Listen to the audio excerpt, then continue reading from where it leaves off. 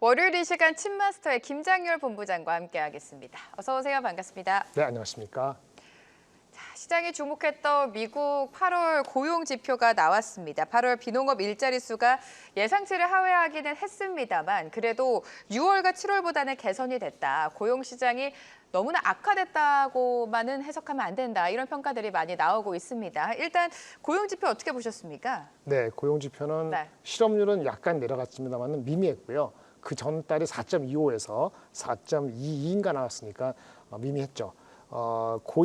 고용자 수 자체는 뭐 비록 예상보다는 약간 낮게 나왔습니다만은 그 자체가 이슈는 아니었고요. 시장에서 조금 실망했던 거는 7월 달, 6월 달 수치까지 내려가면서 네네. 고용은 둔화가 뚜렷하고 실업률은 낮아졌지만 아주 확실치 않고 이 정도면은 금리 인하를 50bp 비컷 해야 되는 거 아니야라고 생각을 했는데 50bp는 트럼프 그 페드에서 안 해줄 것 같고 그러다 보니까 다시 실망하고 이런 악순환인 것 같아요.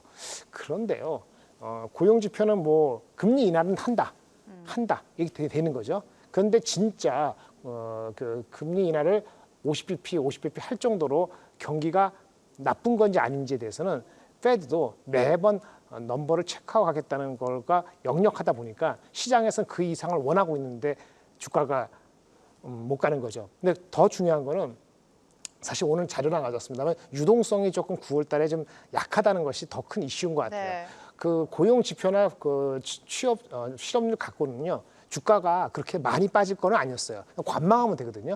관망하면 되는데 누군가 던지면은 받아줄 세력이 없어요. 유동성이 9월에 좀 약하다는 거라 될 수 있는데 앞전에 국내 시간에서는 뭐 금투세 얘기 나오고 했습니다만 당연히 그거 미뤄지면은 도움이 되겠습니다만 더 중요한 건 미국에서 유동성인데 미국에서는 지금 단기물 국채가 너무 7, 8월 달에 많이 반영되다 보니까 9월 달 들어서 단기물 국채가 숨통을 쪼일 수도 있어요. 그러니까 수급이 안 좋아지는 거죠. 이런 것도 있고 그다음에 기업들의 법인세 납부도 9월 15일이기 때문에 전반적으로 상반기 우리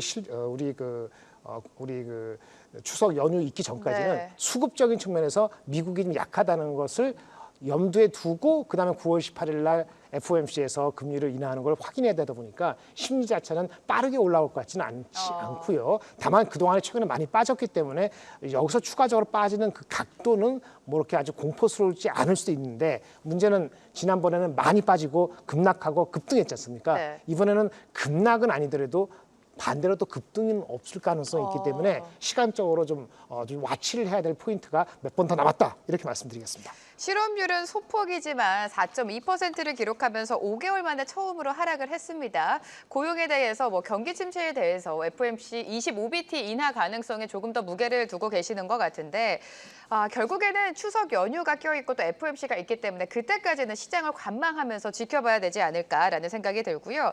월가에서는 빅컷의 압박이 좀 커지고 있다고 합니다. 근데 25bp 정도 예상하시는 거잖아요, 본부장님. 뭐 그렇죠. 25bp 네. 이 정도면 25bp는 충분할 것 같은데 문제 시장에서 50bp를 안 해주면 나 죽어요. 막 이런 시그널을 지금 실망 매물이 나와서 또 한 번 급락이 나올까 그게 걱정되는 그걸 상황입니다. 받아줄 수 있는 유동성이 네. 아니 그 정도 이 정도 실망했어요. 내가 보기에는 정상으로 가고 있는데요. 그럼 또 사는 사람이 있어야지 시장의 유동성이 되는 그렇죠. 거잖아요. 네. 그 유동이 이제 약하다고요. 그 약하기 때문에 너무 지나치게 서두를 필요는 없고 급락하면 들어가지만 급락도 안 일어나고 급등도 없고 이런 애매하게 더 시간을 지켜봐야 된다 이런 말씀을 드리는 거죠. 급락이 나와야 또 빠르게 급등이 나올 텐데 강력한 반등을 기다리기에는 좀 제한적일 것이다라고 그렇죠. 언급해 주셨습니다. 오늘 우리 시장 오늘만 봤을 때는 그나마 다행인 게 코스닥 지수는 지금 상승으로 돌아와 주면서 상승 탄력을 지켜나가고 있는데요. 자, 이런 가운데 본부장님께서 최근 2주 동안 시장 흐름을 봤을 때 증시 하락의 시그널이 좀 보였다라고 앞서 표현을 해 주셨습니다. 네, 그렇습니다. 어디서 느끼셨나요? 이제 와서 그렇게 얘기한다고 생각하시면 또 무슨 그런 소리냐라고 말씀드렸는데 사실은 한 2, 3주 전부터 저는 이제 한국 시장에 대해서 언더웨이트를 세게 했고 특히 테크는 조금 그 주력에 들어가기 어렵다라고 말씀을 드렸던 거가 있는 건데 일단 두 가지 말씀드릴게요. 미국의 국채 수익률이 역전됐잖아요. 그러니까 10년물이 2년보다 더 이제 낮은 상태였는데 그 간격이 역전된 간격이 조금 좁혀져서 드디어 지난주 금요일 날은 역전이 정상화됐거든요. 근데 10년물이 2년물보다 낮았던 것이 역전인데 그게 정상화되면은 그러면 경기 침체로 이어지는 경우가 2개월, 4개월 뒤에 있었단 말이에요. 그래서 그걸 와치하고 있었는데 30일인가 8월 20 며칠부터 그 간격이 확 줄어들었어요. 그러니까 8월 23일 전후로부터 그게 줄어든 것이 경기 침체가 온다는 게 아니고 경기 침체 우려가 시장에서 반영될 거기 때문에 주의해야 된다. 그런 말씀을 드리는 게 벌써 한 열흘 됐고요. 또 하나는 삼성전자 하이닉스 리포트가 이익을 하향하는 게 드디어 나왔죠. 지난주 목요일, 금요일 이렇게 나왔는데 아직 증권사 중에서 한 10%밖에 움직이지 않은 겁니다. 그러니까 그 하향 리포트의 러쉬를 견뎌내야 될 시간이 좀 필요한 거고요. 그럼 하향에 대한 게 언제부터 나왔냐? 마이크론이 주가가 1주 전, 2주 전, 3주 전 금요일 날 필라델피아 지수보다 올라갈 때 못 올라가거나 언더한 적이 있었단 말이에요. 그게 레거시 제품에 대한 수요가 쉽지가 않다. 그래서 반도체 가격을 상승시키는 데서 HBM은 매우 좋지만 나머지 것들은 가격 저항이 있다. 이런 얘기가 흘러나온 게 앞으로 짧게 잡아도 한 열흘 정도, 일주일 정도 얘기가 나왔던 거죠. 그런 것들이 주가에 녹아서 증시 하락 시그널을 부채질한 게 아니고 증시 하락 추세를 좀 더 이어가게 하는 그 요인으로 작용을 했다고 보셔야 될 것 같습니다. 자, 이렇게 되면 많은 투자자분들이 궁금한 거는 앞으로의 반도체주의 흐름인 것 같습니다. 전고일 엔비디아도 4% 넘게 하락을 했고요. 엔비디아만 살펴봤을 때 지난 실적 발표를 한 이후 최근 2주 동안 주가가 20% 가까이 급락이 나왔고요. 필라델피아 반도체 지수도 당연히 하락세를 보였고 브로드컴 같은 경우에는 견조한 실적에도 불구하고 매출 가이던스가 시장 예상치보다 밑돌면서 주가가 무려 10% 넘게 큰 폭으로 좀 하락을 했습니다. 오늘 우리 시장 안에서도 반도체주가 좀 지지부진하게 흘러가고 있는데 일단 가장 중요한 건 반도체주에 외국인의 수급이 돌아오지 않습니다. 네네. 그렇죠. 안 돌아오죠. 네. 안 돌아오는 게 당연하고요. HBM에 대한 거는 엔비디아가 돌아오거든요. HBM이 잘못된 게 없어요.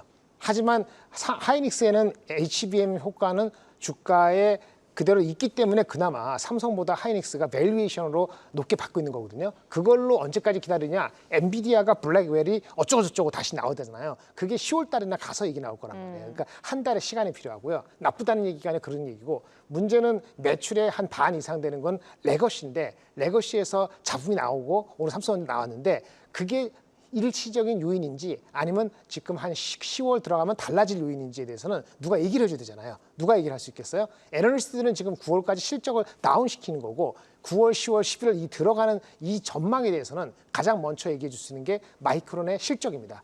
마이크론 실적 발표가 9월 27일입니다. 그럼 그때까지는 전부 다 눈치 보는 거예요. 그래서 주가가 많이 빠졌으면 덜 빠질 것이고 만약에 쓸데없이 올라가면 또 내려맞을 것이고 이런 패턴으로 당분간 한두 주 더 갈 가능성이 있어서 장이 유동성이 보충이 되면 만약에 단기 국채를 발행한다든지 아니면 금투세를 폐지한다든지 연기하다 이러면은 유동성이 들어오잖아요. 유동성이 들어오면 장은 올라갈 건데 그때 IT가 아웃퍼폼할 것이냐라고 본다는 당분간은 쉽지 않습니다.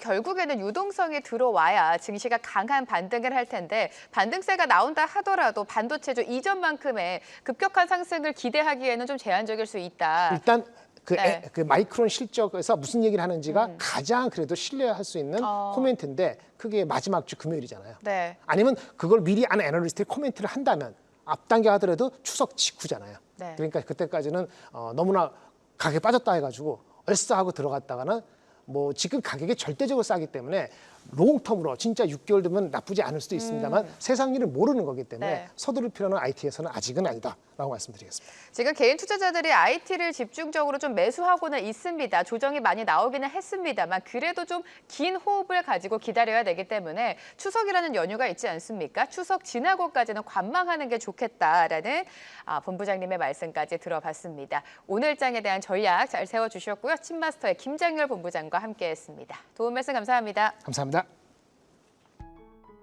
계속해서 다양한 경제 이슈를 알고 싶다면 구독과 좋아요, 알림 설정 부탁드립니다. AI 캐스터 권미정이었습니다.